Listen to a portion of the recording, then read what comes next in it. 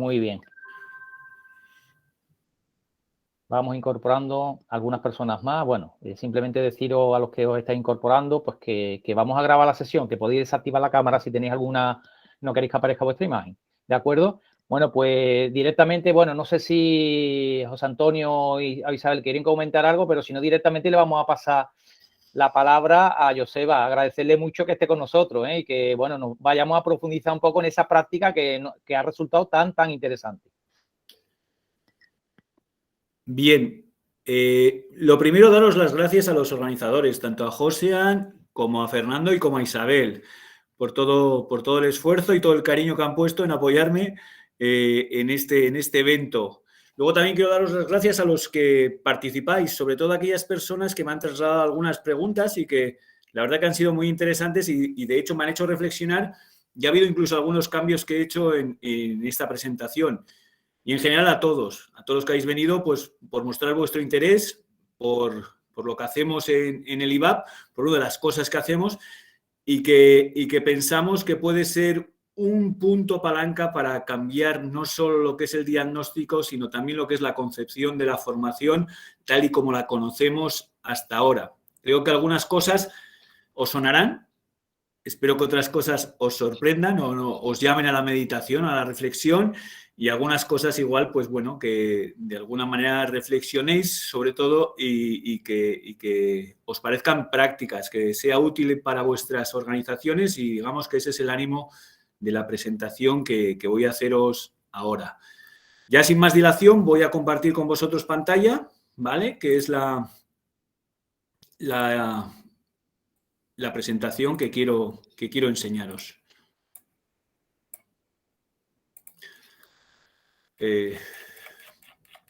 Bien, en principio, de lo que parte el diagnóstico que nosotros hacemos basado en análisis de puestos, viene sobre todo a colación por esos tres objetivos que veis marcados ahí. Sobre todo yo cuando llegué al IVAP, al Instituto Vasco de Administración Pública, no hace mucho, allá por el 2016, observé que todos los planes transversales que nosotros hacíamos, muchos de ellos tenían unas temáticas que eran muy generales y que se dedicaban a hacer áreas que fuesen transversales, como podía ser cuestiones de derecho, cuestiones de economía, habilidades interpersonales, etcétera. Eran áreas temáticas abstractas, generales, y también vi que eran unas cuestiones que esos cursos, porque desgraciadamente seguimos haciendo casi toda la formación como catálogo de cursos y luego veremos que con estas cuestiones que os comentaré queremos trascender todo lo que es un catálogo de cursos a pasar a otras cuestiones, a un aprendizaje más experiencial, más situado, más imbricado en los procesos de trabajo habituales de las personas, etcétera, ¿verdad?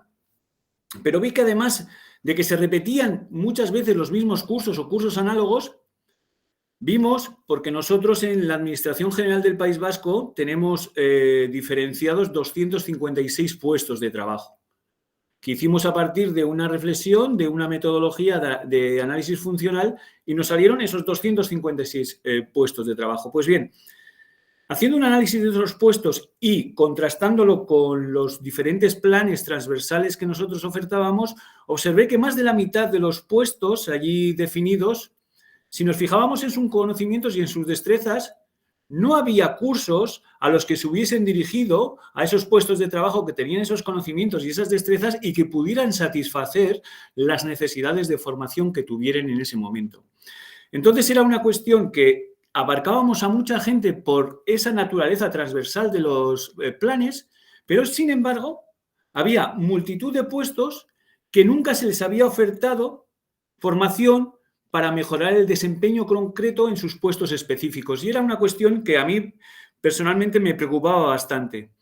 Y fruto de ello y de esa reflexión surge todo ese cambio, digamos, de orientación, de pasar de unos diagnósticos, digamos, generalistas para entendernos, a un diagnóstico basado en las necesidades de los puestos de trabajo, ¿de acuerdo? Esas necesidades, en principio, y como veremos, tienen que ver con necesidades reactivas, es decir, nosotros preguntamos a las personas ocupantes de los puestos y ellos nos dicen cuáles son sus necesidades tras una reflexión sobre las tareas que hacen o que desarrollan en su puesto de trabajo y en qué nivel de excelencia o de expertise desempeñan dichas tareas, ¿de acuerdo? Luego lo ligan a conocimientos y destrezas, como veremos, y de ahí sacamos o definimos nuestras necesidades, pero eso llamaríamos necesidades reactivas.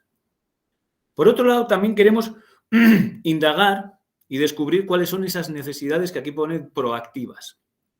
Es decir, aquellas necesidades que van más a largo plazo, que no son un reflejo de lo que estás haciendo, sino de lo que vas a hacer, fruto de planes estratégicos, departamentales, de dirección, planes operativos que tenga la unidad o el servicio en mente y que van a variar las maneras de hacer, los procesos o los procedimientos en los que están inmersos los trabajadores y las trabajadoras, etcétera. Por lo tanto, hay una primera diferenciación entre lo que son necesidades reactivas y necesidades proactivas. Y también tenemos que ver que en nuestro propio decreto de formación hablamos que tiene la formación dos ejes o dos objetivos principales. Por un lado, que sea una formación para mejorar el desempeño. Con eso ya hemos cubierto lo que son las necesidades reactivas y las necesidades proactivas. Pero también hablamos de desarrollo de carrera.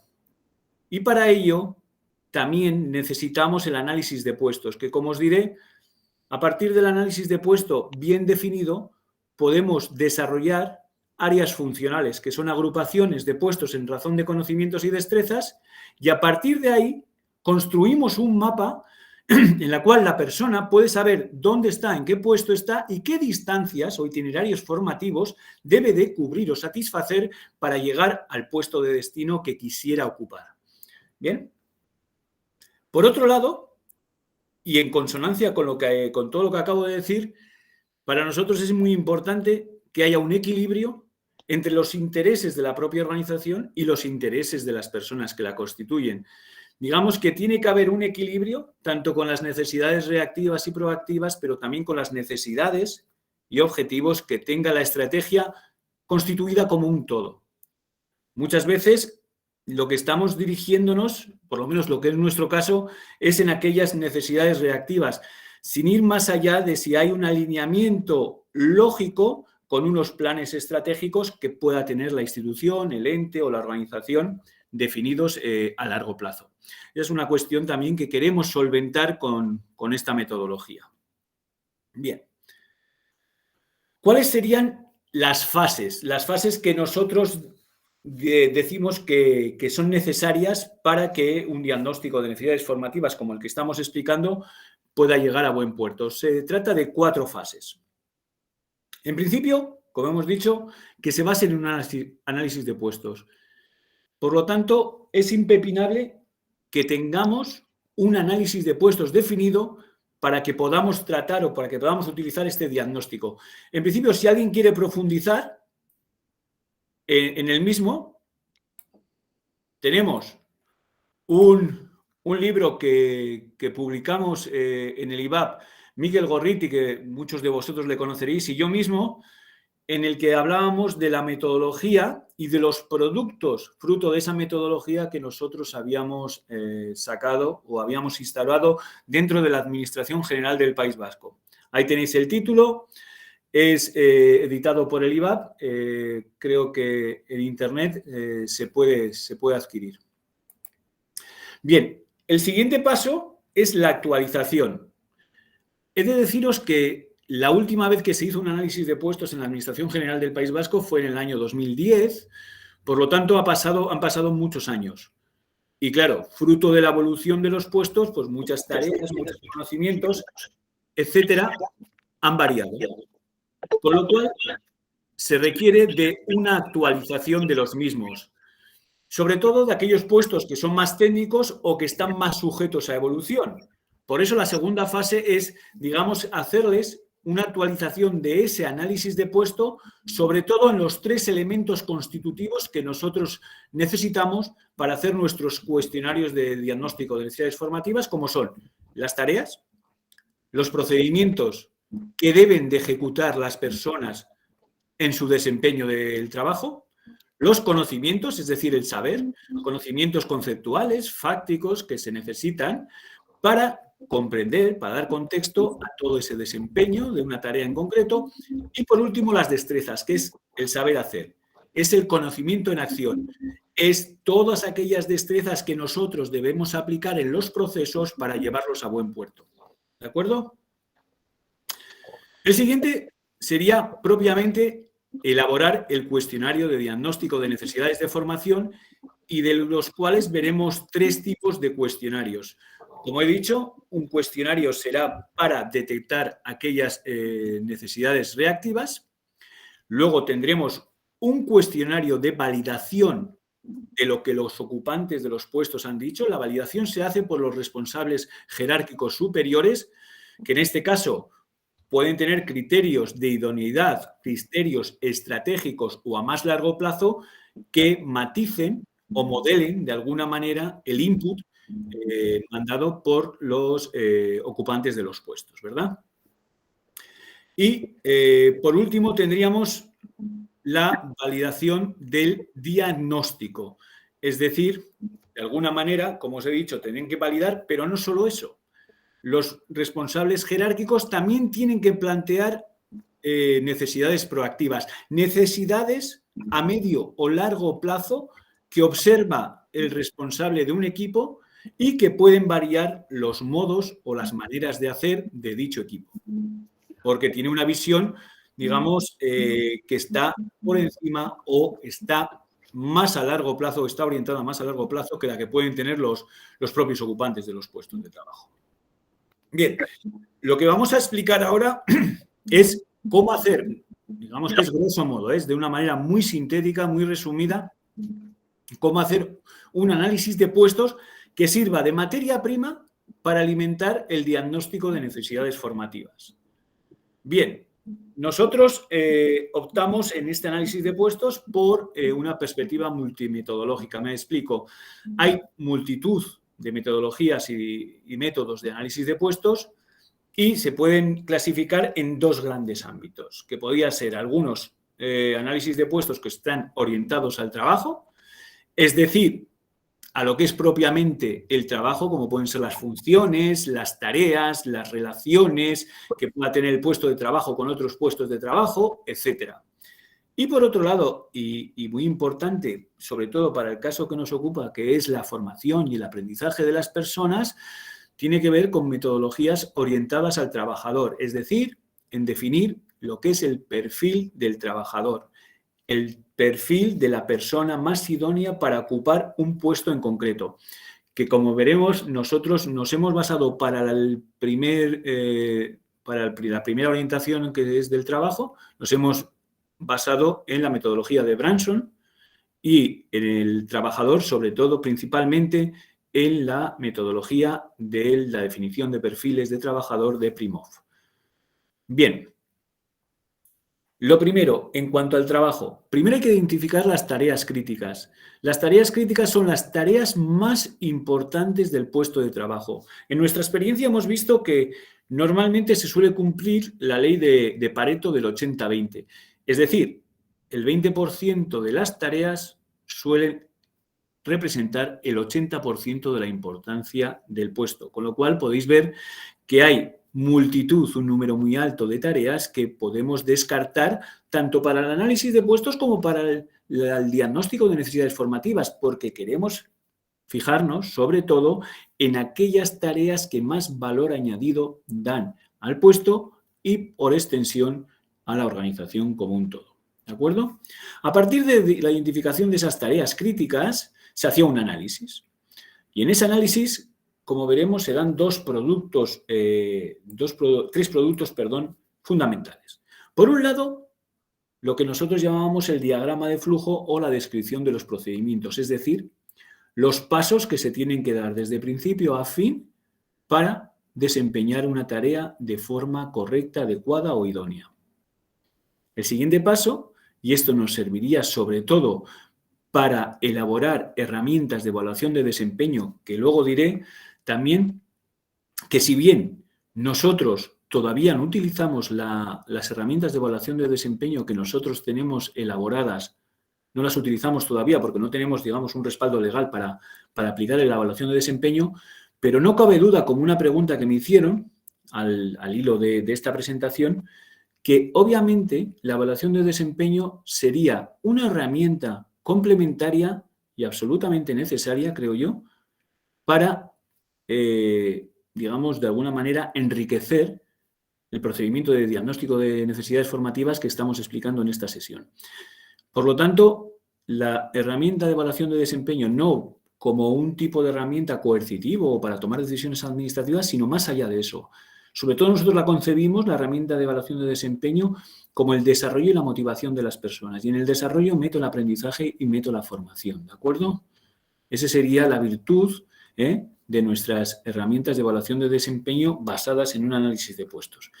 Y por último, analizando lo que es la descripción de los procedimientos, de las tareas, podemos definir por cada uno de los pasos o grandes pasos cuáles son las destrezas necesarias a aplicar para llevar a buen puerto la ejecución de esa tarea.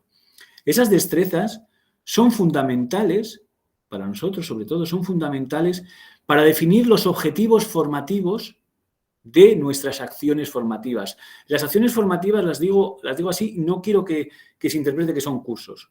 Una acción formativa puede ser tranquilamente un mentoring, puede ser un coaching, puede ser una comunidad de aprendizaje, una comunidad de práctica, puede ser un onboarding, puede ser cualquier cuestión, ¿vale? Nosotros le llamamos acciones formativas en su máxima extensión de significado.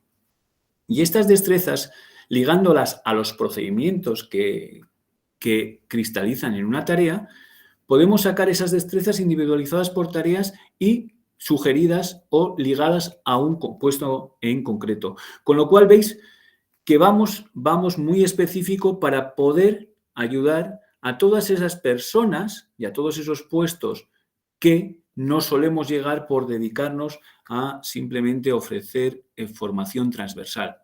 Entiendo que a muchos os pasará como nos pasa a nosotros, que por falta de recursos, pues no podemos llegar a todo y por eso decidimos hacer unos planes de formación transversales. Pero eso no obsta que debemos de buscar y de encontrar aliados en las diferentes instituciones que nos ayuden con la gestión, digamos, mayor de esas necesidades que también son específicas y concretas y que de verdad inciden en la mejora del desempeño de las personas e incluso en la implantación exitosa de las estrategias de la propia institución.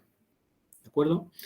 Y por otro lado tenemos lo que es la identificación del perfil, que como decías nos basábamos en Primov, y tiene 4 aspectos fundamentales.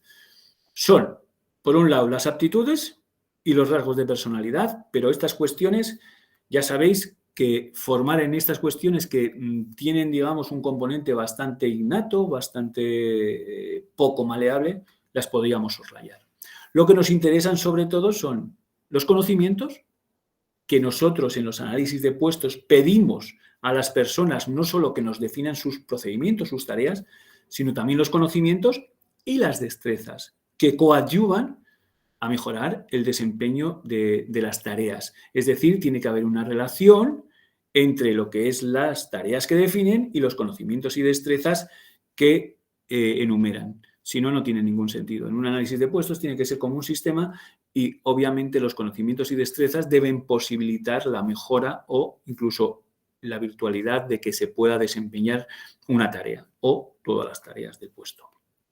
Bien, aquí veis cuál es digamos, la imagen que tiene nuestra aplicación de análisis de puestos. Como veis, en este caso se trata de las tareas y, como veis, aparece una hipótesis de tareas que las personas ocupantes de los puestos tienen que puntuar en dos escalas, como es la complejidad y la frecuencia, es decir, cuánto de complejo es esa tarea y cuán frecuentemente lo haces a lo largo del año. Es a partir de esas puntuaciones que nosotros podemos identificar cuáles son las tareas más críticas, que serán aquellas que tengan unas puntuaciones globales mayores. ¿De acuerdo? Luego también tenemos, para lo que nos compete, deciros que estos cuestionarios de análisis de puestos de trabajo tardábamos alrededor, o se tardaba alrededor de 3 horas y media de complementar. Tenían multitud de preguntas. Yo solo me estoy refiriendo a esas preguntas que nos sirven como materia prima para poder hacer el diagnóstico de necesidades de formación, ¿de acuerdo? Aquí tenemos los conocimientos. Ya veis que en este caso se podría tratar, si veis solo los conocimientos, de un puesto pues como un técnico de recursos humanos. Ya veis que hablan de conocimientos de análisis de trabajo, análisis y resolución de conflictos interpersonales, didáctica general y especial, etc. Lo mismo, aquí en 2 escalas que deben de puntuar para decidir y definir cuáles son los conocimientos críticos del puesto de trabajo. La dificultad es la dificultad en el aprendizaje de estos conocimientos y la frecuencia tiene la misma significación que con las tareas. Cuán frecuentemente al año haces o aplicas este conocimiento. Y por último, estarían las destrezas, que como digo, son aquellas saber haceres que son importantes o que son cruciales para el buen desempeño de las tareas anteriormente enumeradas. Y aquí también se deben de enumerar o se deben valorar en 2 escalas, que son la dificultad y la frecuencia. Y lo mismo, a partir de las que más puntuación obtengan, serán aquellas que son las destrezas críticas del puesto de trabajo. Bien, ya tenemos, a partir del análisis de puestos, tenemos esa materia prima de la cábala. Y también he dicho que ya han pasado más de 12 años desde que hicimos los análisis de puestos, con lo cual, cada vez que una entidad nos solicita un diagnóstico de necesidades de formación, lo primero que tenemos que hacer es actualizar el análisis de puestos. Es decir, tenemos que pedir a las personas ocupantes de los puestos que nos actualicen las tareas, los conocimientos y las destrezas que son necesarias para el buen desempeño del puesto de trabajo. Insisto, el preguntar por tareas centra la atención y la reflexión en la calidad del desempeño, en cuáles son los pasos importantes para asegurar ese buen desempeño y cuáles pueden ser los conocimientos y destrezas que a mí me faltan en según qué paso para poder tener un desempeño, digamos, excelente o por lo menos adecuado. Ya veis que la exigencia es mayor para los ocupantes de los puestos para darnos información, pero esa reflexión es más profunda y llegamos de verdad a aquellas necesidades que marcan una diferencia en el quehacer diario de su puesto de trabajo en concreto, que todos los trabajos tienen su especificación. No solo tienen tareas que comparten con otros puestos y por lo tanto las cubrimos con necesidades transversales, sino que también tienen tareas específicas de la naturaleza del puesto y la única manera de que podemos llegar de manera fiable y válida a esas necesidades es a partir de una reflexión profunda sobre cómo hago yo las tareas del puesto, qué pasos doy, cuáles son los pasos críticos y qué conocimientos y destrezas necesito aplicar en esos pasos críticos para que la tarea en su conjunto sea excelente. ¿De acuerdo? Para ello, les pasamos un cuestionario previo al diagnóstico de necesidades para que nos sirva para actualizar también todos estos elementos y podamos dar un cuestionario de diagnóstico actualizado y que ellos vean que es el adecuado. Bien.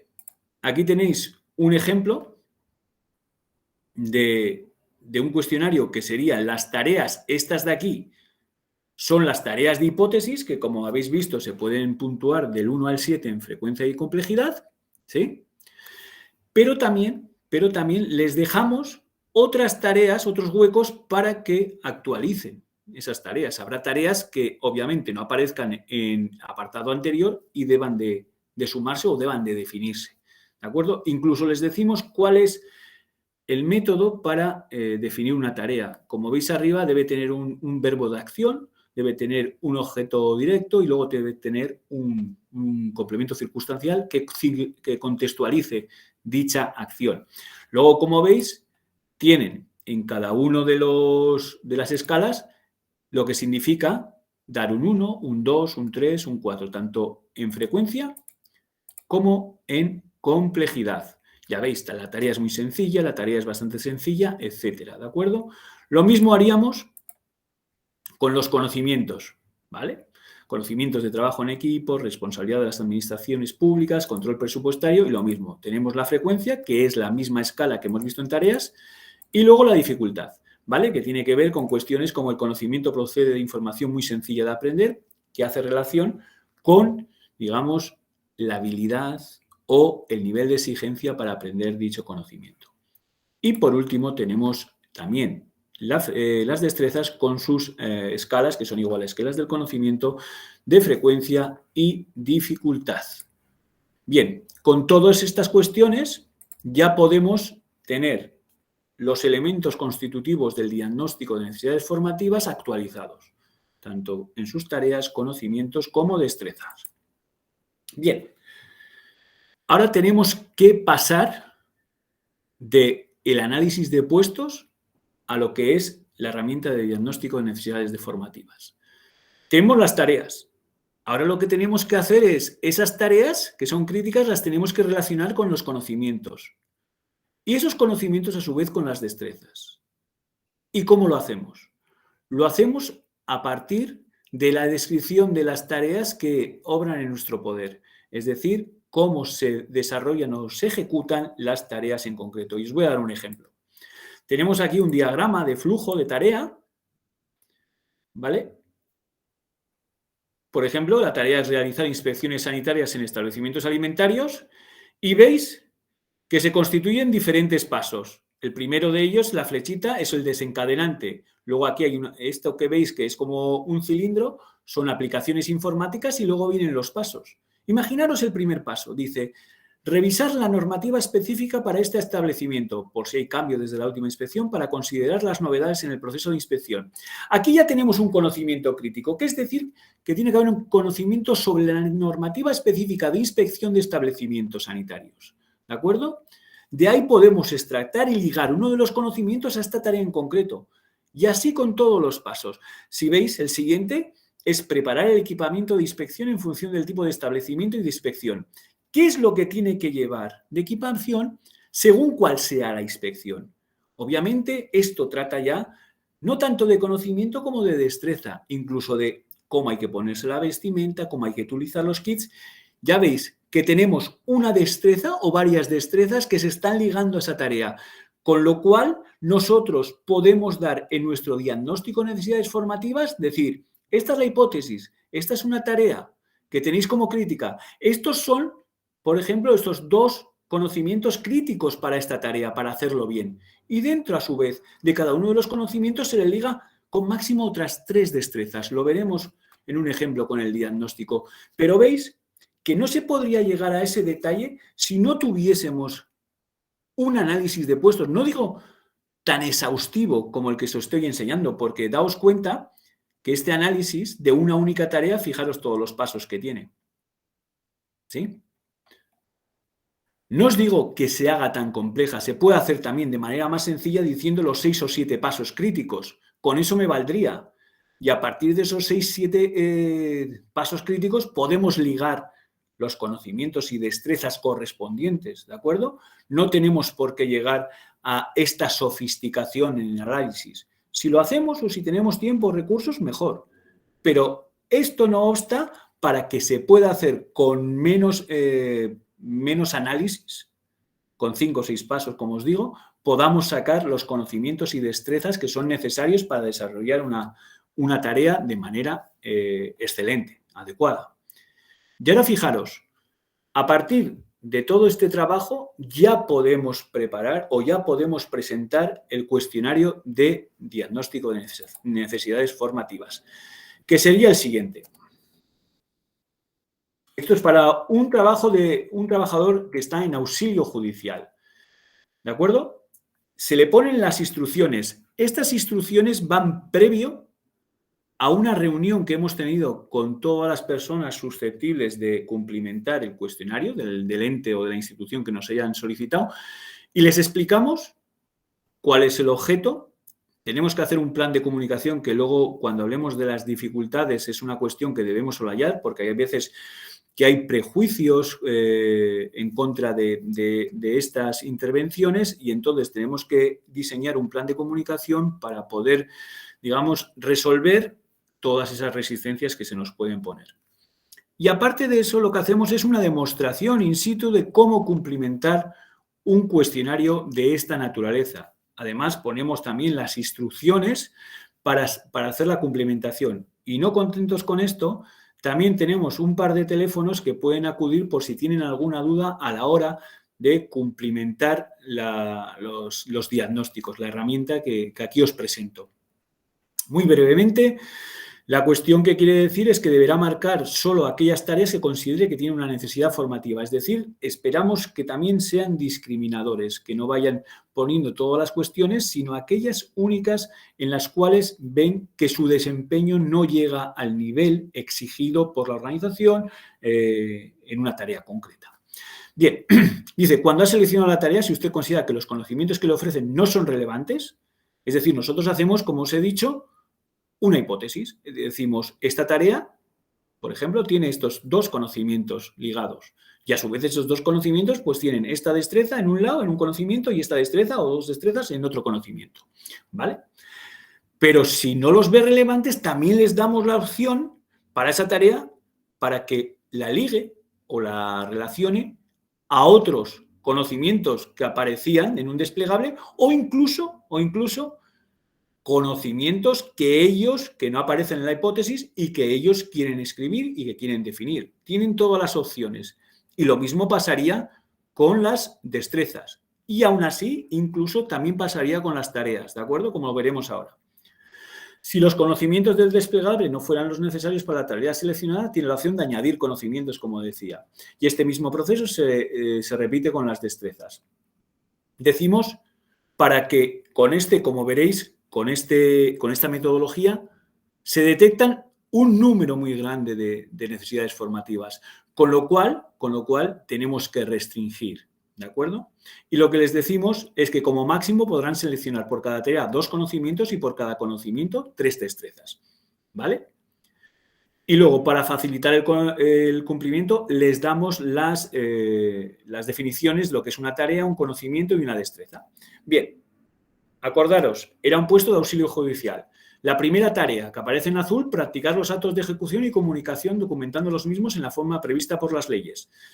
Y esta es un conocimiento que nosotros les poníamos como necesario para llevar a cabo esa tarea, que es procedimiento administrativo común y régimen jurídico de las administraciones públicas.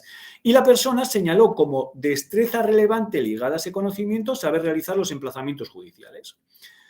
¿Vale? Si, por ejemplo, como hemos dicho, por cada tarea van 2 conocimientos, aquí tienen un desplegable con todos los conocimientos que están definidos en ese puesto de trabajo para que elija otro más. Y a su vez se le dan 3 opciones de destreza de los desplegables que están definidos por el análisis de puestos que puedan elegir, que van ligados a ese conocimiento con un máximo de 3. Incluso, si no le gusta ninguno de las opciones de hipótesis que damos de conocimiento, ellos tienen todo el derecho para definir otro conocimiento y ligarle destrezas anteriores o ligarle destrezas nuevas que no hayan aparecido en la hipótesis. Y así sucesivamente. Con la tarea 2 se haría lo mismo.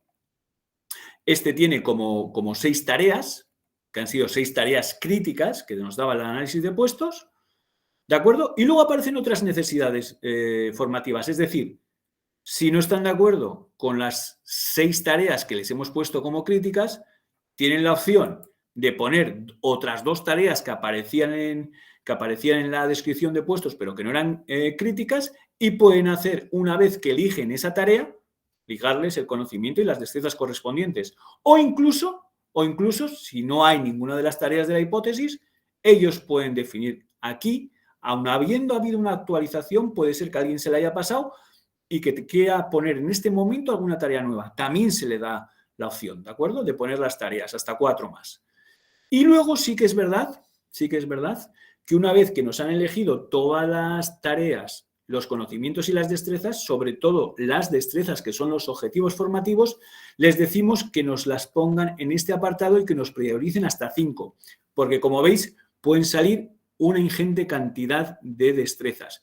¿Por qué ponemos 5? Para que sean manejables. Estamos hablando solo de un puesto, pero no solo eso. Si pusiésemos todas las destrezas que ellos han marcado, puede que se quedasen obsoletas al de 2, 3 años, porque estos planes que hacemos, veis que tienen la virtualidad de que salen un montón, un número muy alto de necesidades. Y por lo tanto, tenemos que hacer esta priorización porque si pusiésemos todas, probablemente tardaríamos 10 años en ejecutar todas las acciones formativas que satisficiesen esas destrezas o esos objetivos formativos. Y en ese tiempo puede que queden obsoletas.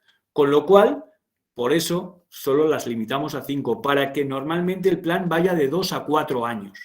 ¿De acuerdo? Este sería el cuestionario de diagnóstico de necesidades para una persona que está ocupando el puesto. ¿De acuerdo? ¿Sí? Ahora viene la validación que hace de lo que ha dicho el ocupante del puesto por parte del superior jerárquico. Y las funciones que tiene esta persona responsable es que tiene que revisar la adecuación de las necesidades formuladas, la adecuación en el sentido de si esas son las necesidades que tocan en este momento, desde el criterio que tiene el responsable sobre la responsabilidad de hacia dónde tiene que ir el equipo, si son las más urgentes, si son las más importantes, si son las idóneas. Y por otro lado, tiene que meter o tiene que introducir esa adecuación de visión a más largo plazo que él tiene y si esas necesidades, tiene que hacer esa reflexión, se alinean con los objetivos estratégicos que tiene tanto el equipo como puede tener la institución. Entonces tenemos que guardar la coherencia con los objetivos operativos de la unidad y también con los objetivos estratégicos de la institución. Teniendo en cuenta esos dos criterios, es como tiene que trabajar en la validación el responsable jerárquico. Y el objetivo, obviamente, es tener un equilibrio entre las necesidades de la organización y de las personas. Tenemos que tener, por un lado, las necesidades reactivas, validadas por el responsable, y aquellas necesidades también proactivas que define el propio responsable en virtud del conocimiento que tiene sobre los objetivos estratégicos y operativos que pueda tener no solo, como pongo ahí, la unidad, sino también la propia institución. Veamos un ejemplo de validación de un cuestionario. Bien, aquí volvemos a lo mismo, ponemos... Aquí veis que la cuestión es que tiene que validar lo que personas de su equipo, en este caso es un jefe de laboratorio, han dicho. Es decir, si esa priorización de aquellas necesidades formativas son relevantes o no son relevantes para el devenir de la unidad como un todo. ¿De acuerdo? Y aquí se observa lo siguiente. Si os fijáis aquí, estas serían las 5 necesidades prioritarias que ha definido el técnico facultativo de laboratorio, una persona que trabaja en el grupo o en el equipo del jefe de laboratorio. Si, por ejemplo, el jefe de laboratorio viese que saber redactar instrucciones conforme a procedimientos no es relevante, no toca, no es urgente o no es estratégico para el equipo, la quitaría y la pasaría a la parte izquierda. Y si os habéis dado cuenta, justo cuando pasamos a la fase izquierda, a la parte izquierda, aparece un hueco para poner otra necesidad formativa que fuese, según el jefe de laboratorio, relevante para el devenir del desempeño del equipo como un todo. Y ahí se pone. Y a medida que va quitando necesidades, aparecen, por si él quiere, introducir otras necesidades formativas. Y tendrá tantas pantallas el jefe de laboratorio como puestos tenga en su equipo. En este caso también tiene un técnico de laboratorio. Y en este caso también puede ir quitando necesidades que haya definido el técnico de laboratorio y podrá añadir o no otras necesidades que él vea que son relevantes para el equipo. Bien, por otro lado, le pedimos también al responsable, como he dicho, unas necesidades proactivas. Para ello, tiene también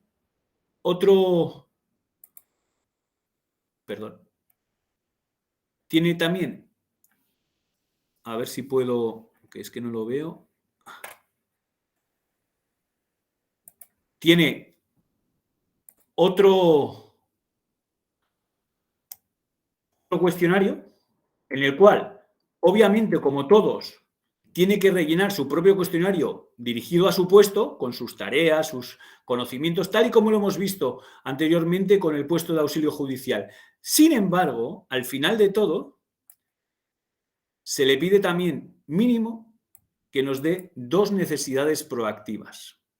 Y ya veis cómo las definimos o cómo las contextualizamos para estas personas, ¿no? Dice, a continuación señale 2 necesidades proactivas, como pueden ser un cambio en la organización, en la metodología, en los procedimientos que utiliza, y son necesidades que tienen por objetivo anticiparse y responder a las posibles exigencias que estén por llegar.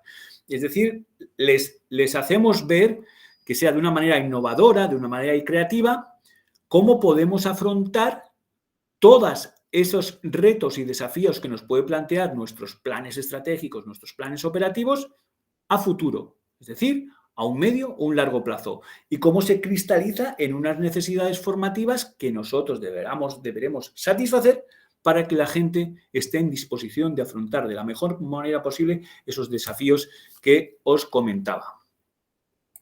Bien. Ahora, lo siguiente es cómo queda, qué se cristaliza todo esta recogida de información. Bien, el producto final de todo este diagnóstico es un plan de formación para la institución, ¿vale? Que estará compuesta por necesidades del puesto y necesidades proactivas, es decir, un equilibrio. ¿Ese equilibrio cómo lo encontramos? Obviamente son 2 criterios. Hay un criterio, digamos, estratégico, un criterio de importancia, y luego tenemos un criterio de urgencia, un criterio de oportunidad. Ahí estaríamos hablando de lo que decíamos antes, de las necesidades reactivas y las necesidades proactivas. En función del dinamismo, de los retos, de los objetivos estratégicos que tenga la organización y de la visión más a largo plazo, más cortoplacista, habrá un equilibrio variado entre necesidades reactivas y necesidades proactivas. Si el plan estratégico es un plan ambicioso, innovador, con múltiples cambios, obviamente las necesidades proactivas pesarán más en el plan que las necesidades reactivas. Y en su contrario, si fuese un plan más continuista, obviamente las necesidades reactivas tendrán mayor peso, más ponderación en el plan de formación. Bien.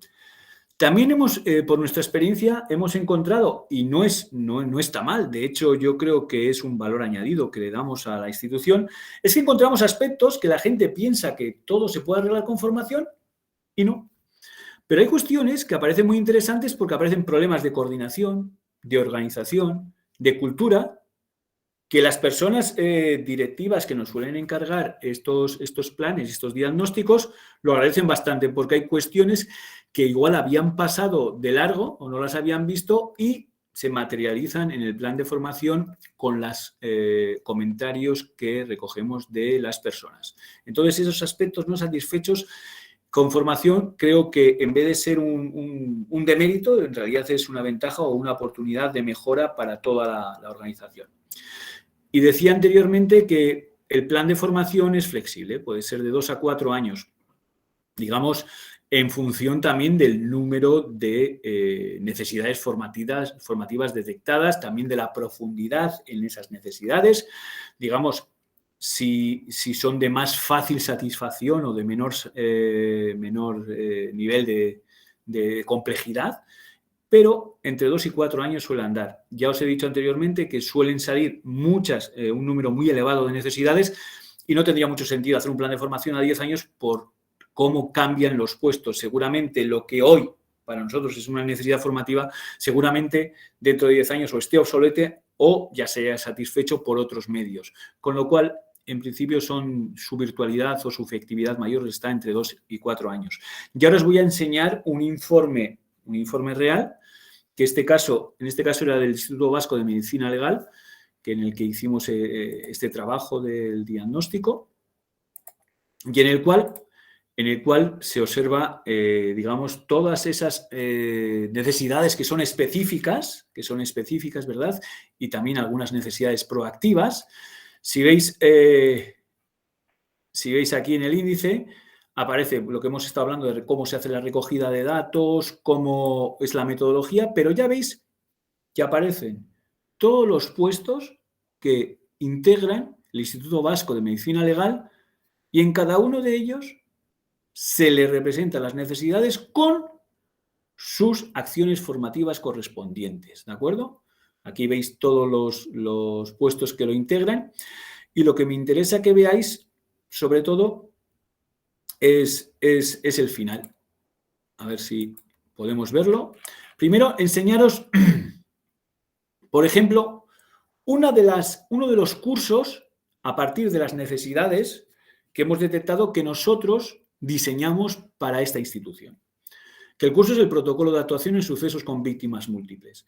Si os fijáis, los objetivos generales, aplicar los protocolos en sucesos con víctimas, saber coordinarse con equipos de recogida de datos ante-mortem o post-mortem, tienen que ver con esas necesidades que están ligadas a destrezas que nosotros habíamos definido y que ellos han seleccionado.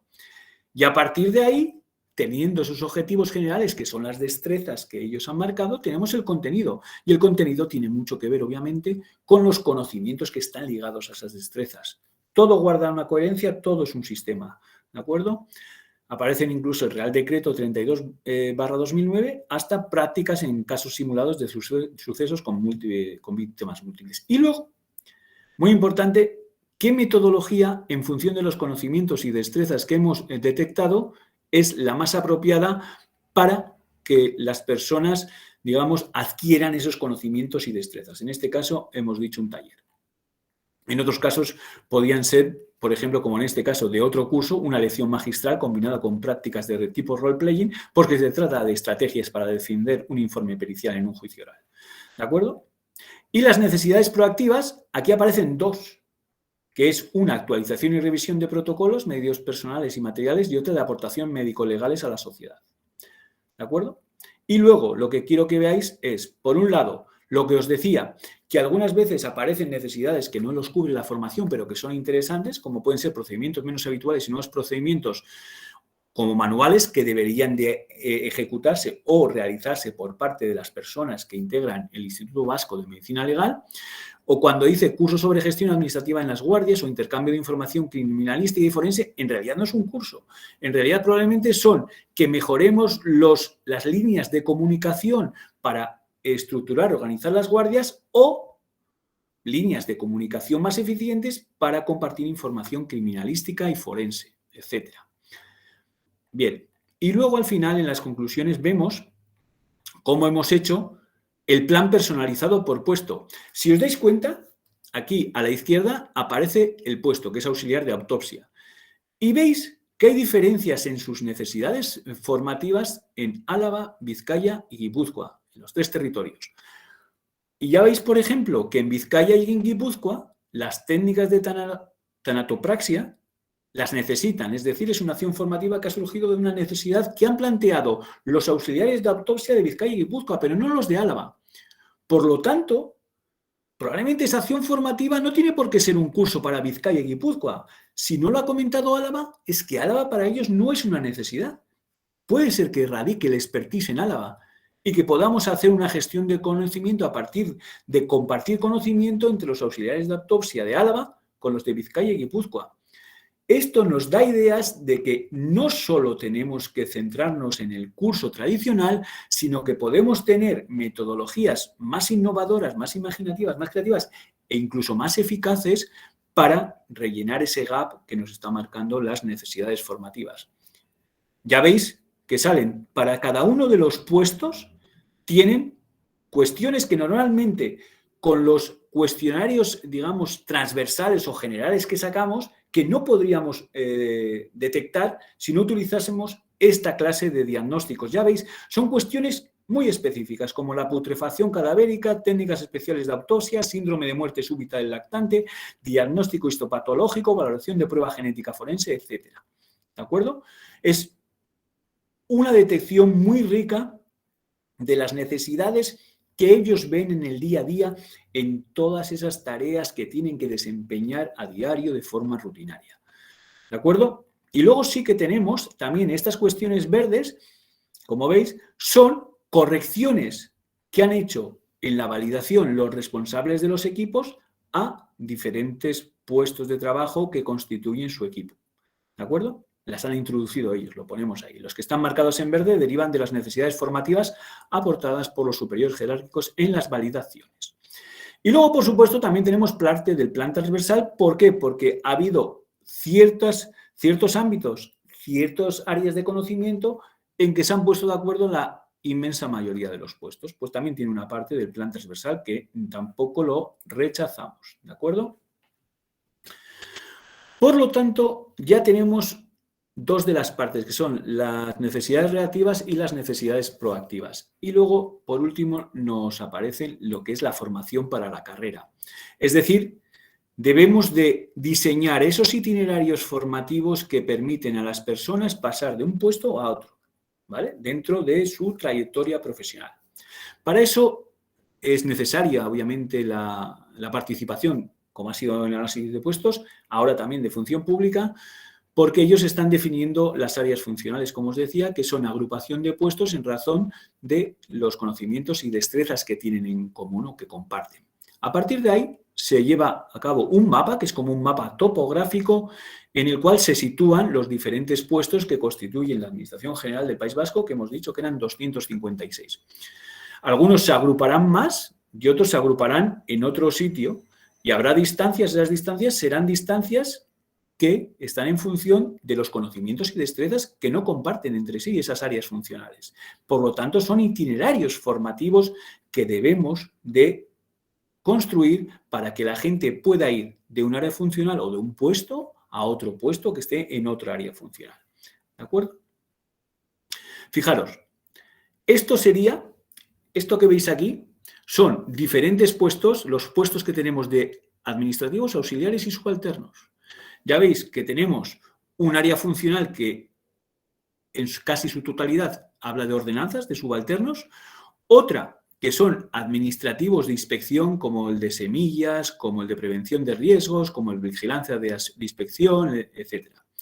Y luego también tenemos otros que son los administrativos generales, como son los secretarios de alto cargo, ayudante de administración, auxiliar general, administrativo general, etc.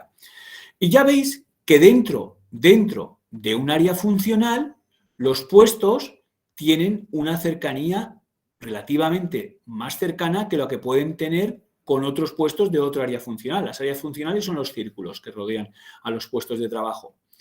Esto tiene la virtualidad de que la gente le es más fácil moverse en puestos de su área funcional porque el itinerario formativo que tienen que salvar es menor. Y de tal manera que se mueven en aquellos puestos que su experiencia previa les puede habilitar mejor para hacer el desempeño. Porque imaginaros que tiene que ir una ordenanza hasta ir a un auxiliar o a un administrativo de contabilidad, su gap es enorme. Luego su itinerario formativo será muy grande y por lo tanto lo que hace es disuadir a esta persona de ir a otro puesto porque le va a costar mucho en términos de formación y porque además para la propia administración sería muy costoso formar a esta persona para que fuese a este puesto teniendo a esta persona que probablemente puede llegar antes. Lo cual quiere decir que hacemos coherente las necesidades de la organización con las necesidades de la persona.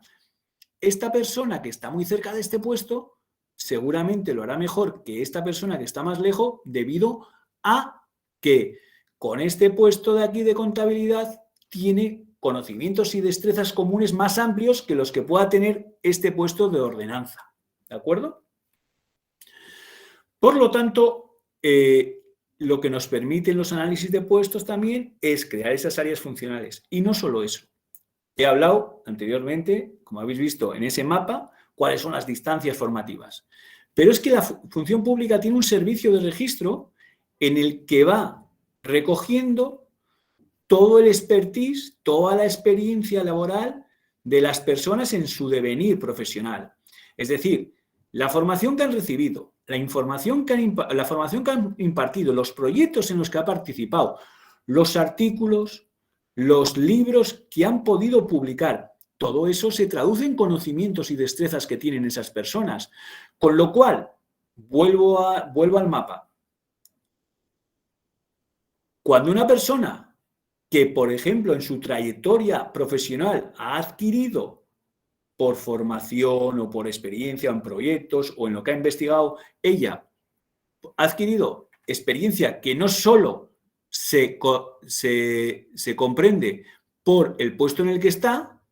Por ejemplo, esta distancia que hablábamos, que era tan grande, si tiene experiencia que le pueda acercar porque es coherente con los conocimientos y destrezas de este puesto, probablemente no esté aquí. Puede que esté aquí. Y entonces el itinerario es menor.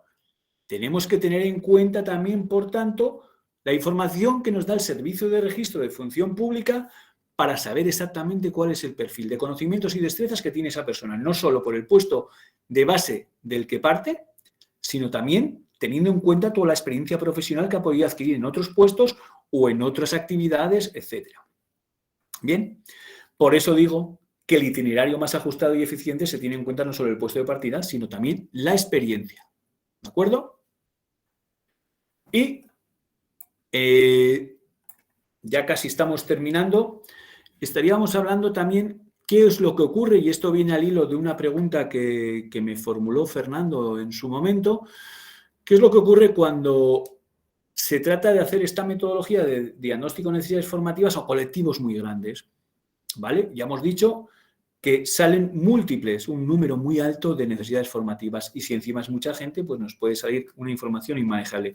Por eso hemos decidido hacer focus group, es decir, unir, juntar a personas de un mismo puesto.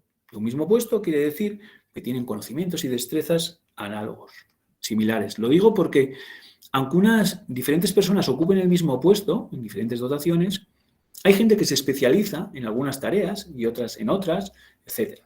Con lo cual, por eso digo análogo, no son miméticos, no son siameses en su trabajo, sino que tienen ciertas especializaciones, ¿vale? Por lo tanto, lo que hacemos es que crear esos focus group de debate. Es decir, cogemos, los unimos a esas personas en un grupo de debate y lo más importante, en este caso, es que haya un moderador. ¿Por qué?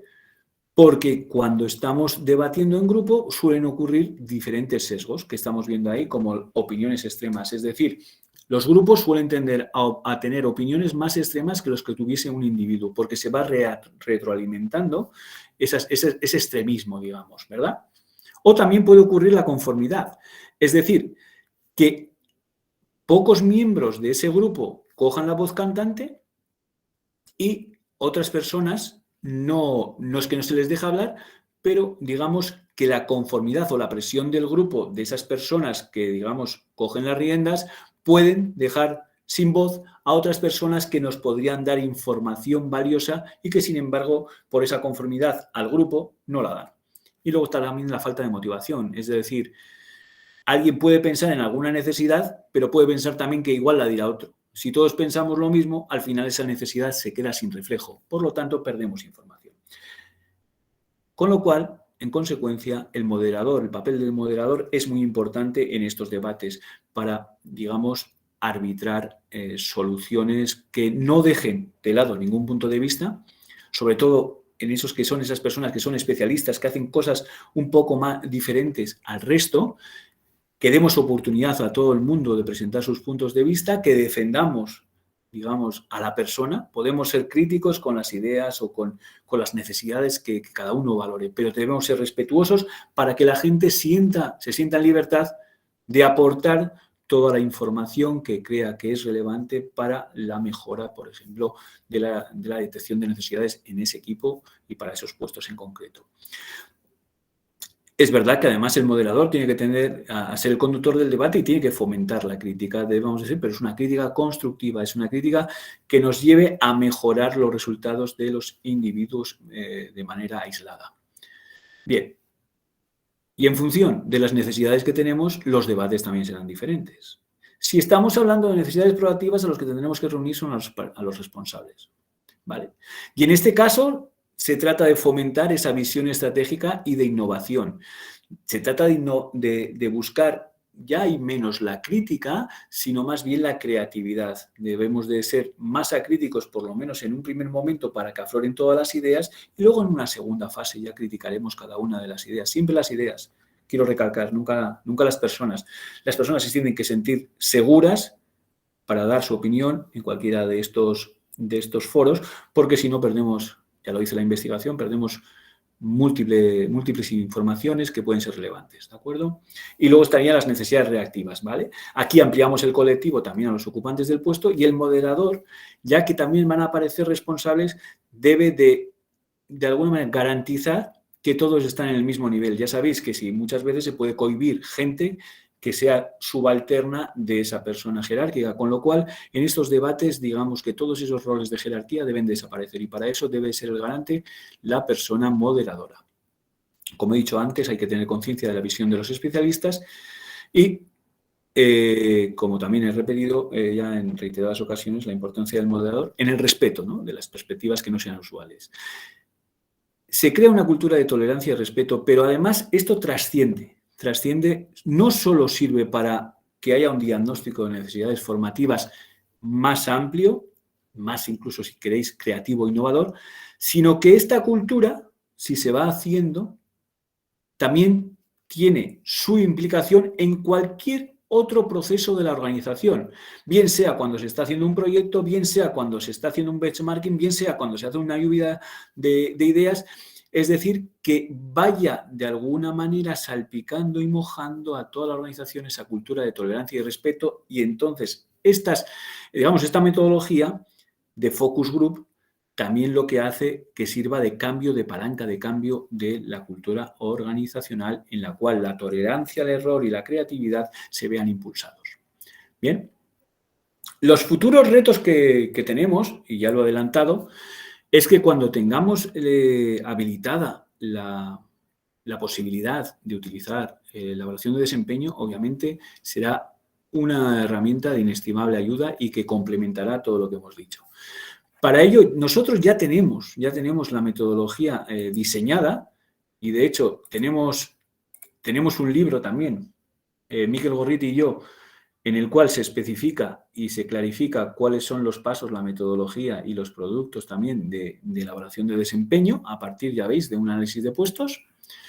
Y os quiero enseñar cómo es una de las herramientas que hemos hecho para, en este caso era un técnico de recursos humanos, para evaluar su desempeño. Aquí veis que tenemos dos tipos de desempeño. El desempeño de tarea, que es propiamente ese desempeño que vamos a valorar sobre la ejecución de las tareas, y luego un desempeño contextual que tiene que ver con ayudar o apoyar a otros, enseñar a otros, que tendría que ver también, ya veis, con la gestión del conocimiento, etc. Bien, en desempeño de tarea, cogemos una tarea, por ejemplo, como elaborar el diagnóstico de necesidades formativas, ¿vale? Y lo que definimos es cuál es el criterio por el que valoramos la bondad de esa tarea, ese criterio que nos permite decir que esa tarea está bien o mal hecha. Pues bien, es identificar la diferencia entre lo que el trabajador o trabajadora sabe y lo que debería saber según el estándar del puesto. Y luego aparecen los aspectos en los que se tiene que fijar la persona evaluadora a la hora de valorar la ejecución en esa tarea de elaborar el diagnóstico de necesidades de formación. Son 3 aspectos. Si ha detectado todas las destrezas y conocimientos más importantes para el correcto desempeño del puesto. Segundo, si ha previsto la evolución en el tiempo de esos conocimientos y tareas. Y tercero, si ha sido capaz de relacionar cada necesidad formativa con un desempeño deficiente o mejorable. Y posteriormente aparecen los anclajes, es decir, la evaluación propiamente dicha, que va del 1 al 5. 1 denota un mal desempeño y un 5 un desempeño excelente. Y ahí se ejemplifican conductas para que observe la persona evaluadora si se han dado en la persona evaluada esas conductas o no.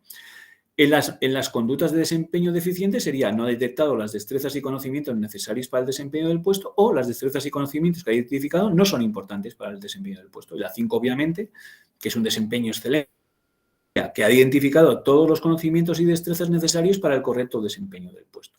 Y así sucesivamente habría diferentes subanclajes para cada uno de los aspectos que hemos dicho que eran importantes. ¿Vale? Bien, no solo eso, sino que aparece una cuestión de que la persona cada vez que evalúa esta tarea en alguno de los anclajes tiene que justificarlo. Lo justifica a partir de responder a estas preguntas que son incidentes críticos. Es, primero, un contexto, cómo fue la situación, en qué consistió el problema, qué hizo la persona. Aquí es lo más importante y aquí incluso se puede meter por ejemplo, si estamos si estamos evaluando la elaboración de un informe, incluso se puede adjuntar el informe en cuestión que se está valorando. Es decir, hay una prueba material también para la justificación de la evaluación de desempeño.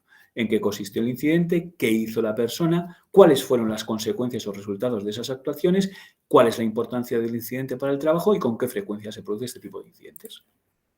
Bien, este caso es importante en la evaluación de desempeño, que haya una visión consensuada entre la persona evaluada y la evaluadora en qué tareas se van a evaluar, con qué criterios, etcétera. Es decir, que en el diseño o en la elaboración de la propia herramienta tienen que tomar parte tanto la persona evaluada como la evaluadora.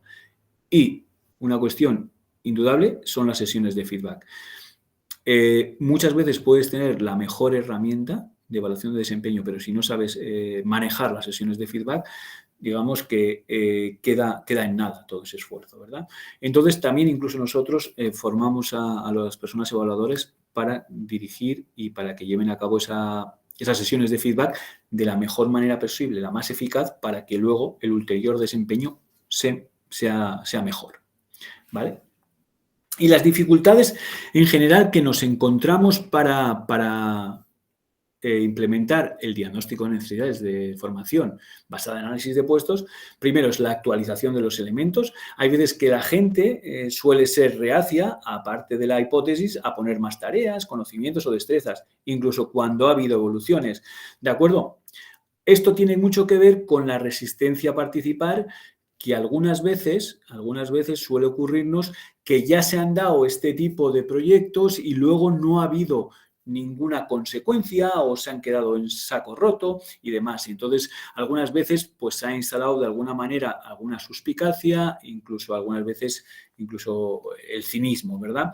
Con lo cual, esa cultura hay que tratar, como decía anteriormente, en ese plan de comunicación debemos de limar o limitar al máximo esas resistencias, ser lo más transparentes posibles y que este diagnóstico de necesidades de formación no va a servir para otros intereses espurios, otros objetivos espurios, sino que es precisamente para hacer un plan de formación para la mejora del desempeño y la carrera de las personas que participan en dicho diagnóstico de necesidades.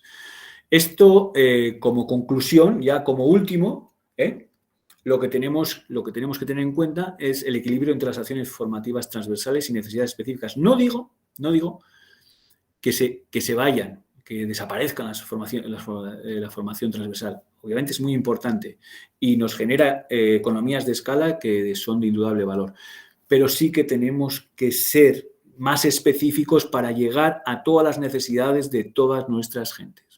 Hay mucha gente, como os decía al principio, más del 50%, que no les ofertamos ninguna clase de formación adaptada a sus problemas.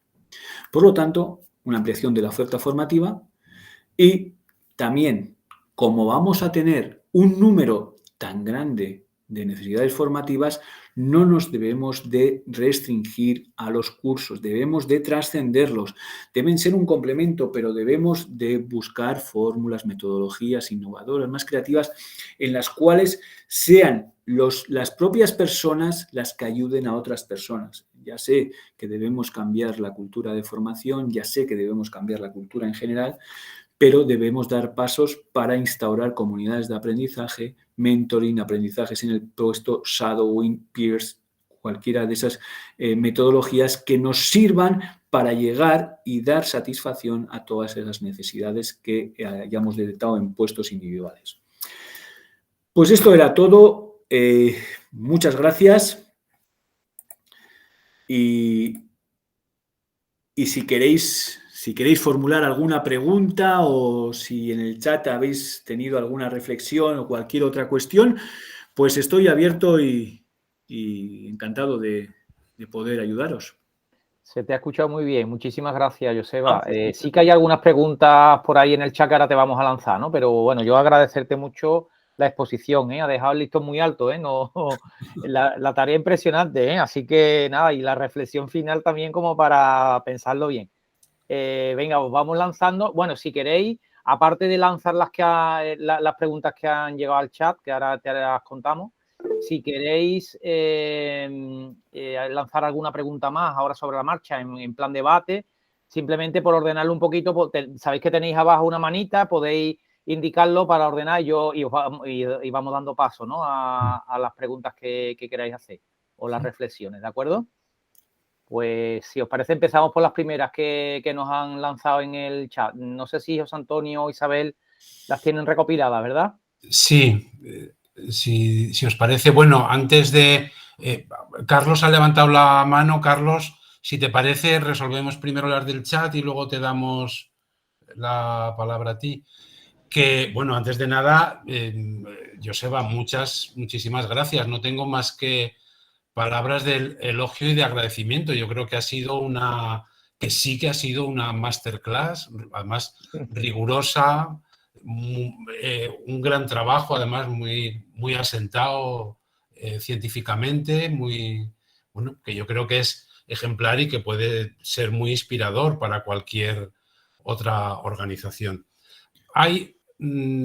Mila nos ha formulado aquí alguna pregunta que dice, que yo creo que en parte está contestada con lo de los focus group, pero te la formulo otra vez, que dice, vale, si estos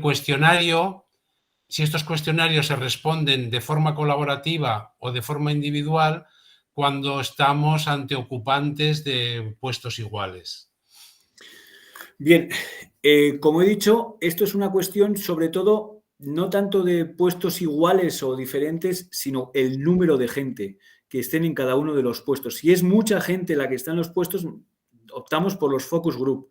Imaginaos, por ejemplo, que nosotros en la Administración General tenemos 204 asesores jurídicos, ¿vale?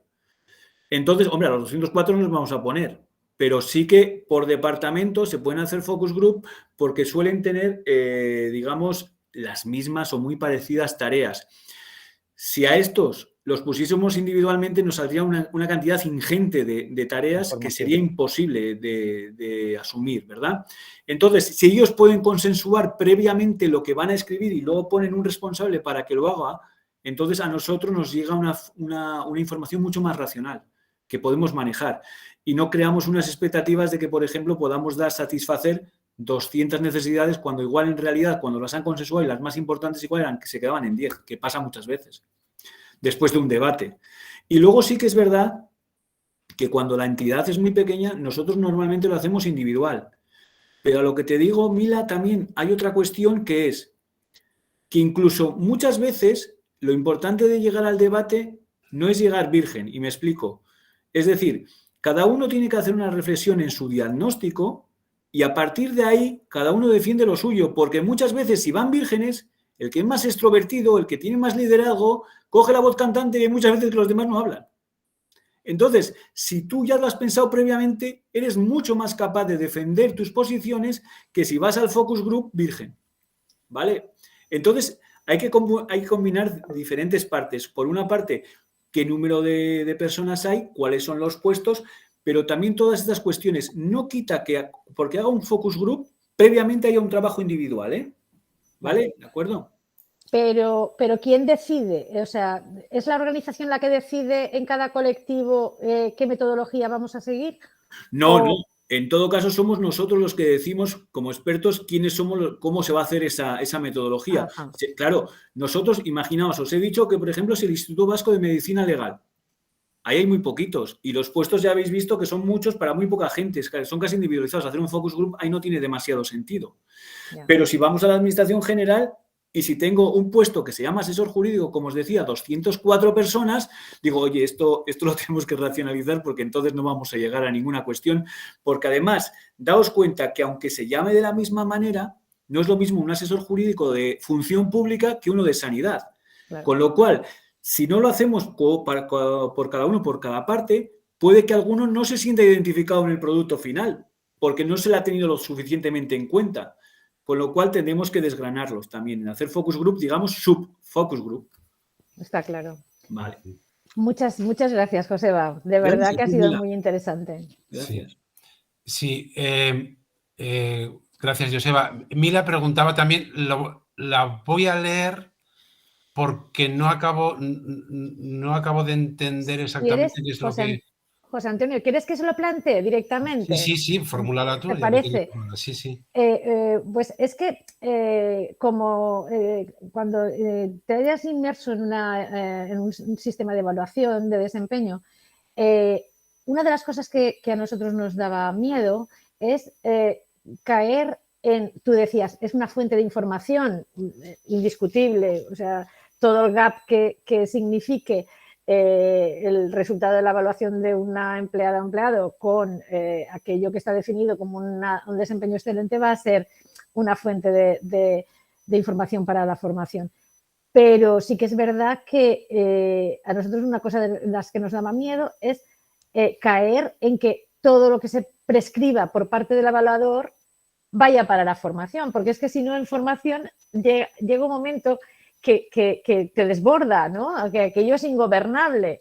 Entonces, teníamos especial interés en que, sin despreciar esta fuente, se esforzaran los evaluadores en ver de qué manera esa persona puede perfeccionar su desempeño sin recurrir a formación. O sea, que ese es un poco el miedo. Era realmente, si lo habéis valorado eso, pero sí que es verdad que vosotros en cuanto a la evaluación todavía estáis, digamos que tenéis diseñado el pero todavía no lo habéis puesto. Pero ese miedo me da, ¿eh? Lo que pasa es que ese miedo también nosotros no lo hemos puesto porque, bueno, ya sabéis, bueno, tú ya conoces a Miquel también, tenemos lo que es el armamento teórico, incluso práctico en el sentido, tenemos hechas herramientas, o sea, y tenemos, de hecho, publicado un libro y sabemos cómo hacerlo. Y también sabemos que muchos de los gaps que se encuentren probablemente no tienen nada que ver con formación, es lo que he dicho anteriormente, ¿vale? Pero no solo es que no tengan que ver con formación, es que hay veces que no tenemos que utilizar la formación al uso de los cursos. Es que algunas veces, y esto debería de ser también una cuestión de cultura de formación, que los propios responsables tendrían que hacerse cargo también de mentorizar a esas personas si han visto esos fallos tan claramente. Con lo cual, muchas veces nosotros incluso hemos, de alguna manera, yo creo que ingenuamente, pero bueno, seguimos ahí, que las RPT se deberían de cambiar y alguna de las funciones de los responsables debería de ser desarrollar a sus propios integrantes de equipo, que nunca se pone. Siempre ponemos casi cosas que son muy técnicas que no nos diferencian nada de nuestros propios equipos. Y debería de haber algunas cuestiones que tengan que ver con competencias del liderazgo y entre las más importantes está el desarrollo de equipo y para eso necesitamos la evaluación de desempeño de una manera que sea objetiva. Es decir, no por lo que me suene, sino porque, lo he dicho antes, además tiene que estar la herramienta consensuada entre el evaluado y la persona evaluada. Porque es que si no, no hay manera de que funcione. Y luego, muy importante, que siempre lo dejamos fuera, las sesiones de feedback en sí son toda una ciencia. Y nosotros, de hecho, damos incluso cursos de formación de feedback porque muchas veces no cogemos todo el potencial que tiene la herramienta de evaluación de desempeño porque al final la fastidiamos al no dar un buen feedback que no asumen incluso las personas, bien porque sea negativo, bien porque sea irreal o bien, como decías, porque no está consensuado desde el principio y hay resistencias. Entonces, si lo cogemos todo en bloque, no solo debemos de poner el punto en que toda la evaluación de desempeño tenga que ser formación, porque puede haber cuestiones organizativas, como he dicho, pero también no ponerla en el foco en los cursos, en los catálogos de cursos. Tenemos que ir más allá. Tenemos un montón de metodologías que creo que las subutilizamos, que las tenemos ahí, las hablamos mucho en estos foros y demás, pero yo, por ejemplo, no veo en demasiadas organizaciones que se den, como estamos hablando del mentoring, como estamos hablando de las comunidades de prácticas, etcétera. No lo veo que sea una cuestión que esté extendida y que esté profundizada, más allá de algunos casos que sí los hay y muy honrosos, también podemos hablar de Andalucía, podemos hablar de Cataluña, pero yo estaría hablando de una cuestión incluso sistemática, es decir, que hubiese una cultura que en los equipos unos se ayudan a otros a la hora de aprender. Y eso es lo que no se da. Y debería ser una cuestión que estuviese integrada ya en lo que es el propio trabajo. Por eso hablamos también de desempeño contextual, que también nosotros en nuestra herramienta de evaluación de desempeño le damos también una ponderación importante, aparte del desempeño de tarea. No sé si te he respondido. Gracias. Joseba, Sí. Otra pregunta, nos la formula en este caso Rosario Arcas. Dice, bueno, que muchas gracias, que muy aclarador e interesante. Se me surge, tal vez por la naturaleza de mi organización y las personas que trabajan en ella, son 160, si el moderador de los focus group no debería ser un externo para tratarlo todo con más objetividad y no contaminar las reflexiones. Bien, de hecho somos nosotros los moderadores de los focus group. Es decir, nosotros somos externos a la organización que nos pide que hagamos el diagnóstico de necesidades. De hecho, el moderador debe tener una formación también como moderador. Quiero decir, tiene que ser un árbitro imparcial, pero además de eso, tiene que saber de los sesgos que se suelen dar en todas las dinámicas de equipos, de grupos que se suelen dar. Y luego, aparte de eso, debe tener, digamos, esa ascendencia. Y sí que es verdad que si es independiente a la organización, se siente más en libertad para cumplir con ese rol. ¿De acuerdo? Entonces, mi recomendación, obviamente, es que sea alguien externo a la organización, porque es que si no, imagínate, si es el jefe, al final no solo va a ser el moderador, sino que él va a tomar la palabra. Y si es un subordinado, le van a decir, como esté el jefe, le va a decir, ¿tú qué narices estás hablando? O te vas a acordar. Con lo cual es obvio que debe de ser alguien, además, pero preparado también, para llevar las dinámicas de grupo, ¿de acuerdo? Porque tiene que ser una persona que tiene que ser duro con el problema, pero muy suave con las personas, ¿de acuerdo? Y eso no todo el mundo está preparado, o por lo menos formado en un principio. Sí. ¿Vale? Muy bien. Muchas gracias, Joseba. Carlos, micrófono y adelante. Hola, Joseba. Hola. Que te conste que estoy sufriendo muchísimo. O sea, me parece fatal lo que has hecho. Porque tengo una envidia, pero cochina. En que ahí lo dejo. Pero un viernes no se hace esto, ¿eh? No se hace esto. Más allá de eso, la sensación que yo tengo es que todo pivota un poco por el análisis de puestos de trabajo, ¿no? ¿Quién ha hecho eso? ¿Vosotros o Función Pública? Pues fíjate, la suerte que he tenido yo es que cuando se hizo el análisis de puestos estaba en Función Pública y ahora estoy en el IVAP. ¿Pero quién lo hizo? Lo hizo Función Pública. Lo hizo Función Pública, pero de todas formas Función Pública de manera muy amable nos ha dado todo el análisis a nosotros, ¿eh? Y de hecho ahora estamos pensando ya con Función Pública que estas cuestiones que os he enseñado es cuando nos viene una entidad y entonces con los informáticos de esa entidad hacemos el cuestionario. Ahora he pedido yo que sea en la propio análisis de puestos se cree un módulo de diagnóstico de necesidades formativas que depende de Función Pública, pero que esté ahí instalado, ¿de acuerdo? Porque entiendo que se lo tiene que recoger Función Pública dentro de su herramienta, pero de la que nosotros podemos beneficiarnos de alguna manera. Entonces, sí, está en Función Pública, pero nosotros tenemos ahí esa parte de que, bien sea también porque yo estaba ahí, tenemos muy buenas relaciones, pero sí que es verdad que tiene que ser, los análisis tienen que estar en Función Pública, no pueden estar en el IVAP. Pero sí que el módulo ese nosotros lo podemos compartir o ellos pueden compartirlo con nosotros. Y de hecho lo que nosotros queremos hacer, en vez de que los entes utilicen a sus equipos informáticos para hacer los diagnósticos que les suelen costar, porque has visto que suele haber, oye, que eliges la tarea, oye, que luego me eliges la conocimiento ligado, luego las destrezas. Por fuera la programación que hay por dentro es compleja. En cambio, con la aplicación que tiene Función Pública, ¿vale?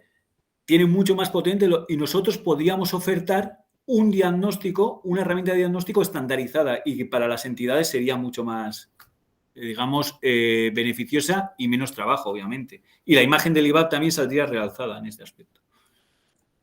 O sea que sí, los análisis de puestos los hace Función Pública, pero, insisto, para hacer un diagnóstico de necesidades de formación no debemos de esperar incluso a todo el análisis de puestos que hay.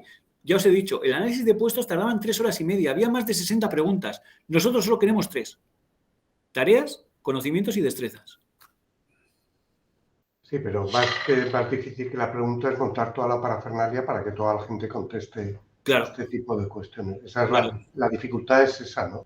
Sí, claro. Es marginal meter 3 preguntas más o 3 preguntas menos. Correcto, por eso nos aprovechamos de la ola de Función Pública.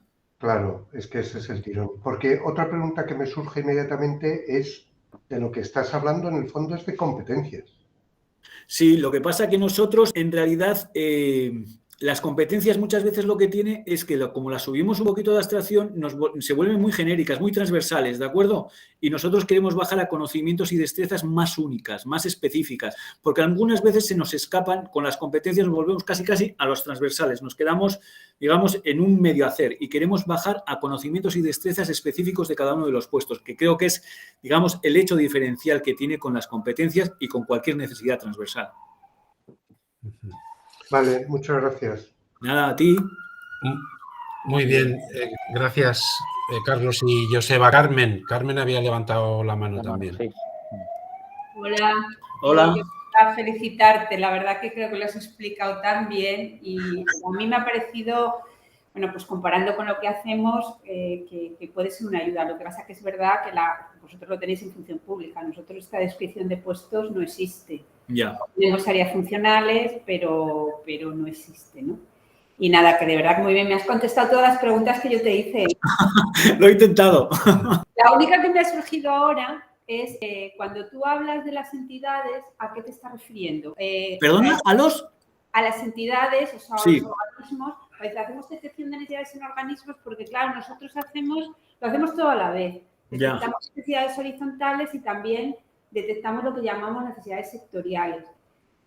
Claro, pero lo hacemos todo a través de un aplicativo y de una manera mucho más sencilla. Cuando tú hablas de entidades, ¿a qué te estás refiriendo? ¿A centros directivos? No, me estoy refiriendo, por ejemplo, a entidades que nosotros nos vienen y nos piden que hagamos un análisis de necesidades formativas. Por ejemplo, nos lo ha pedido el Tribunal Vasco de Cuentas Públicas, nos lo ha pedido el Instituto Vasco de Medicina Legal, nos lo ha pedido la Administración de Justicia del País Vasco y luego, por ejemplo, nos lo pidió la Dirección de Vivienda del Gobierno Vasco. ¿De acuerdo? Vale. Vienen surgiendo y esto parece que va el boca a boca y van pidiendo. No obsta para que nosotros, en un momento que estamos cambiando el decreto de formación, queramos hacer lo que llamamos planes de formación departamentales. Es decir, a los departamentos también, no solo el transversal que podemos hacer ahora por nuestros recursos, sino que hay que involucrar a las direcciones de servicio de los departamentos para que ellos también gestionen, diseñen, evalúen la formación. Y en ese caso utilizaríamos este diagnóstico para los departamentos porque lo que estamos interesados es en las necesidades específicas de cada uno de los sectores, en este caso departamentos u organismos autónomos, como puede ser el Eustat o cualquier otro. Vale. Cuando hablas de planes a 2 o 4 años, yo siempre digo, cuando me pide formación en un organismo que no ha pedido, vamos a ver, todo no se va a arreglar en un año. Claro, nosotros los planes son anuales, pero es verdad que teniendo esa planificación a 2 o 4 años, tú lo puedes ir modulando en cada plan de formación. Obvio. También tenéis planes de formación anuales, ¿no? Claro, tenemos los transversales, son anuales. Lo que pasa es que cuando nos salen tantas necesidades, sabemos que esa entidad en un año no va a poder implementar todas. Entonces van a 2 o a 4, según las que hayamos sacado y las que ellos vean que pueden implementar o ofrecer las acciones formativas. De hecho, si pudiésemos hacer todo ese, digamos, como le llamo yo, aprendizaje informal a partir de esas metodologías que hemos hablado, seguramente los tiempos se podrían acortar y ser mucho más dinámico. Pero mientras no tengamos eso y sigamos con los cursos, catálogos de cursos, con todas las necesidades que nos salen, pues 2 o 4 años, no más, porque claro, al 5.º año lo que habíamos visto ya se ha quedado obsoleto prácticamente en muchos puestos, sobre todo en puestos técnicos, en los que evolucionan mucho. Igual en administrativos no tanto, pero en los puestos técnicos a 5 años se nos queda obsoleto. Muchas gracias, Joseba. Sí. Me voy a tener que ir de todas maneras a veros al IVAP. Bueno, ya sabes que nosotros encantados, con los brazos abiertos. Yo me apunto también. Tengo muchas necesidades de conocimiento vuestro. Oye, yo también me apunto, ¿eh? Estáis todos invitados, vamos, encantado de acogeros a todos, vamos, y explicaros todo esto todavía más en mayor profundidad. No hay problema. Lo virtual hay que convertirlo en presencial, ¿eh? Eso está claro. Eso sí. Bueno. Una preguntita también en esta línea, porque me Sí. imagino, os habrá salido un montón de necesidades, ¿no? Es decir, ¿qué hacéis con ese listado enorme? Entiendo que priorizarlo, ¿no? Como estás comentando. Nosotros Y desgranarlo por año, ¿no? Sí, claro, lo priorizamos por año, pero eso ya también es una cuestión de la entidad concreta, la que ella vea que es más estratégico o es más urgente. Ellos son ya, si habéis visto, en el informe que he pasado aparecen todas. Lo que pasa que luego ellos van, les decimos, esto con los recursos que tenéis os puede durar 2, 3 o 4 años, pero ellos luego priorizan, porque ellos tienen su plan estratégico también. Y a partir de Porque ahí... esas entidades imparten la formación esa después, ¿no? Ellos mismos, ¿no? O ellos mismos, con algunas cuestiones, o nos piden ayuda a nosotros también, ¿eh? Y les hacemos un plan ad hoc a ellos, ¿de acuerdo? En algunas cosas nosotros podemos ayudarles, pero en otras ellos incluso saben cuáles son, por ejemplo, cuáles son los docentes, porque son de áreas específicas que conocen incluso mejor que nosotros, o igual ellos mismos se arreglan dentro de la propia entidad, porque como habéis visto con el Instituto Vasco de Medicina Legal, había algunos territorios que estaban más avanzados que en otros, con lo cual esos que están avanzados les dan formación a los demás. Por ejemplo, algunas veces el Vizcaya, que es más grande, pues les da a Álava o a Guipúzcoa. Sí, justo en esa misma línea, Joseba, tenemos una pregunta de Ana García Cerezuela, de la EFIAP, que dice, ¿cómo se organiza luego la formación una vez detectadas las necesidades? En los grupos grandes, dice ella, entiendo que la organizáis vosotros, pero en grupos más pequeños, ¿se hace cargo la propia unidad? Eso es. Ellos van pidiéndonos a nosotros en función de la necesidad que tengan y también de lo grande o pequeña que sea. Si hay veces que nosotros también, daos cuenta que llegamos muy, muy al específico. Y es incluso algunas veces detectamos cosas de una única persona. Lo único que le podemos decir a esa persona es, oye, tienes en algún sitio un máster o un curso y demás y acude a él. Nosotros no podemos organizarlo porque es solo para una persona, ni la entidad tampoco. Pero hemos detectado lo importante es que hemos detectado esa necesidad y podemos asesorarle dónde puede ir por nuestra experiencia y porque, como vosotros también tendréis, tenemos una base enorme de proveedores, de docentes, etcétera, ¿no? Y entonces ese es un conocimiento, un know-how que lo podemos utilizar para asesorar a personas individuales a dónde tienen que acudir para formarse. Muchísimas gracias, Joseba. Muy interesante toda la charla y desde luego las soluciones fabulosas. Muchísimas gracias. Muchas gracias a ti, Ana. Muy bien, pues no hay más, de momento, más preguntas. Fernando. No, perdón, una pregunta. ¿Cuánta gente estáis implicados en esto, Joseba? Te vas a asustar. 3. 3. 3 personas. Pero ¿os clonáis o cómo lo hacéis eso, sabes?